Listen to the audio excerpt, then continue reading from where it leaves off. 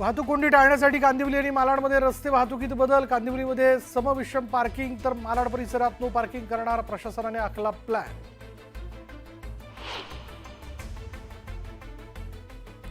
MMRDA कडून बोरिवली ते ठाणे दरम्यान दुहेरी भुयारी रस्ता प्रकल्प हाती.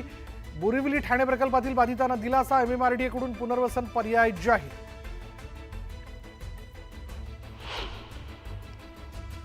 दमदार पावसाने कोल्हापुरातील पाणीसाठा गेल्या वर्षीच्या तुलनेत दुपटीने शिल्लक. राधानगरी धरणात 52% पाणीसाठा जमा.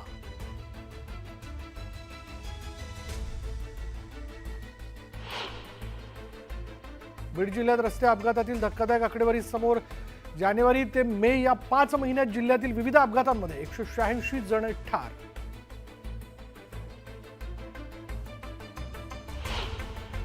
कृष्णेश्वर मंदिर परिसरात रिक्षा आणि ट्रकचा अपघात. ट्रकला भरधाव रिक्षानं मागून दिली धडक. 2 जण गंभीर जखमी.